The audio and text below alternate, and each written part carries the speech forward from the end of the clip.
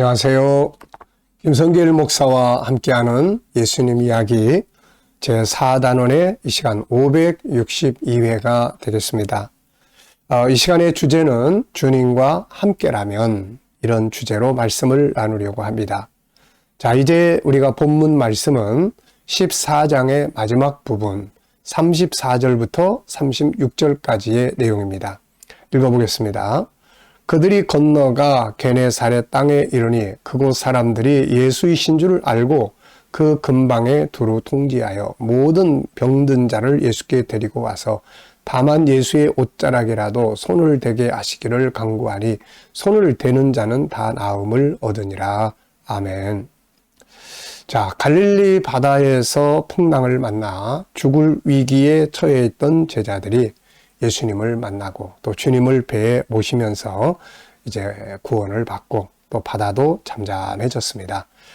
그래서 저희가 안전하게 바다 건너편 게네사렛이라는 곳에 도착을 하게 됩니다. 자, 이 과정을 보면서 느끼는 것이 참 많습니다. 그래서 우리가 이 14장을 참 많이 살펴봤습니다. 다양한 주제들을 이 안에 살펴봤고요. 자, 저는 이것을 보면서 이런 생각이 들었어요. 이 세상을 우리가 고해와 같다 그러죠. 고통이 많은 바다와 같은 곳이단 말이죠. 이런 고해와 같은 세상을 살아가는 사람들이 혼자서만 가서는 안 된다. 혼자만의 여행을 해가지고는 안전하게 목적지에 도착할 수가 없다. 우리가 살아가는 이 세상은 인간의 힘만 가지고 살아갈 수 있는 것이 아니죠. 우리의 계획, 우리의 생각, 우리의 능력만 가지고 살아갈 수 있는 것이 아닙니다. 제자들이 얼마나 경험이 많았어요. 그 갈릴리 바다에서 태어나서 거기서 자라서 성장한 사람들인데, 그러나 그들이 감당할 수 없는 풍랑이 바다에서 일어난 거죠. 이때 주님이 계시지 않았더라면 저희는 다 바닷속에 빠져 죽고 말았을 거예요. 인간의 경험의 한계점이 그겁니다. 그래서 우리가 우리 혼자 이 거대한 인생의 바다를 항해해서는 실패하기가 쉽죠. 그래서 반드시 주님과 같이 가야 합니다. 저는 우리 아들한테도 이런 이야기 많이 하지만 또 다른 사람들에게도 인생의 성공을 이야기할 때 항상 이렇게 이야기를 합니다. 사람이 성공하기 위해서는 두 가지 원인이 작용을 해야 한다. 첫째는 하늘이 도와야 한다. 다시 말하면 하나님이 도우셔야 한다. 이 말이죠. 두 번째는 사람이 성실하게 살아야 한다. 성실하고 부지런하고 열심히 살아야 한다. 이 두 가지가 합쳐질 때 인생은 성공하게 된다. 이런 이야기를 합니다. 자, 농부를 보면 잘 알 수 있죠. 농부가 아무리 제때 씨를 잘 뿌리고 열심히 새벽부터 늦게까지 가꾸고 또 잘 관리를 해도 뭐가 필요합니까? 때에 맞도록 하늘에서 햇빛이 내려쬐줘야 되고 때를 따라서 비가 와줘야 합니다. 그래야 열매를 맺을 수가 있는 것이거든요. 자, 그래서 하늘이 돕지 않으면은 농부의 부지런함도 다 소용없는 거예요. 그런데 또 반대로 이제 하늘이 제때에 비를 주고 햇빛을 줘도 농부가 게으르고 나태하고 방탕하면 역시 좋은 열매를 거둘 수가 없습니다. 그래서 우리가 인생의 성공을 생각한다면 항상 이 두 가지를 기억을 해야 돼요. 하나님이 도우셔야 하고 하나님이 함께 역사를 해주셔야 돼요. 그 다음에 내가 성실하고 부지런하게 일할 수 있어야 합니다. 이것을 잘 보여주는 말씀이 시편 127편입니다. 여기 보면 이런 말씀이 나오죠. 여호와께서 집을 세우지 아니하시면 세우는 자의 수고가 헛되며 여호와께서 성을 지키지 아니하시면 파수꾼의 깨어 있음이 헛되도다. 너희가 일찍 일어나고 늦게 누우며 수고의 떡을 먹음이 헛되도다. 그러므로 여호와께서 그의 사랑하는 자에게는 잠을 주시는도다. 참 이게 진리 아닙니까 이게?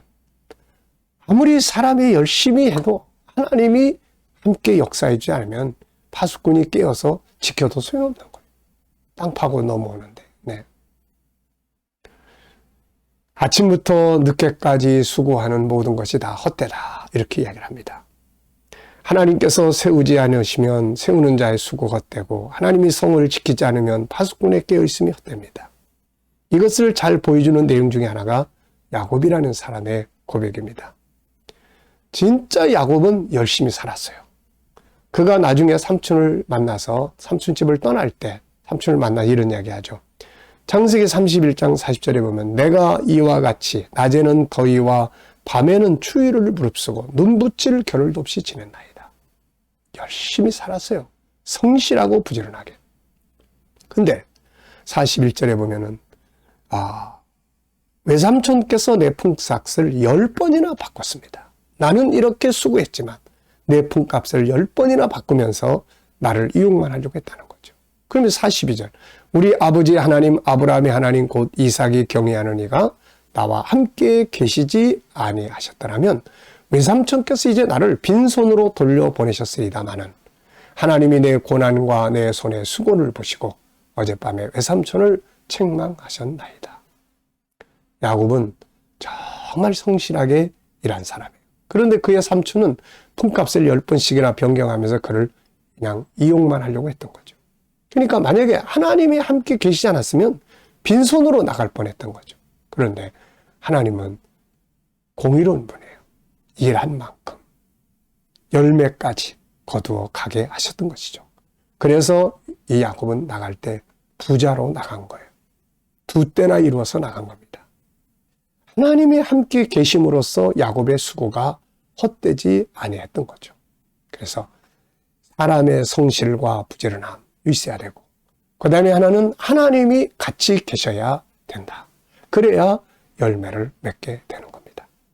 우리도 이것을 알아야 합니다. 내 자신이 성실하고 부지런하게 수고해야 하지만 한편에서는 하나님의 역사하심, 주님의 역사하심을 간절히 소망하고 그분이 계셔야 된다는 것을 확신하고 함께 갈 수 있도록 해야 하는 거죠.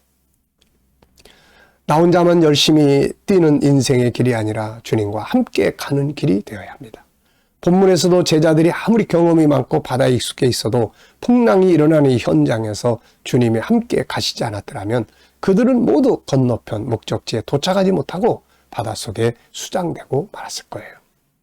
그러므로 우리는 내 인생의 여정에 항상 주님이 동행하시는지를 확인하고 그분이 같이 가시기를 간구하고 함께 확신을 갖고 갈 수 있도록 해야 하고 또 가더라도 늘 매일매일 주님 이럴 때 어떻게 할까요? 그러면 그분과 교통하면서 그분의 도움을 받아야 합니다.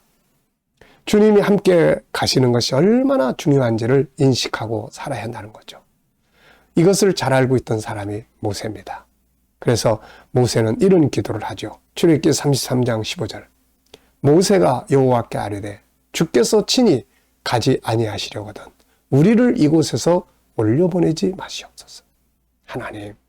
하나님이 함께 가주시 않으시려면 우리도 여기서 올려보내지 마시옵소서.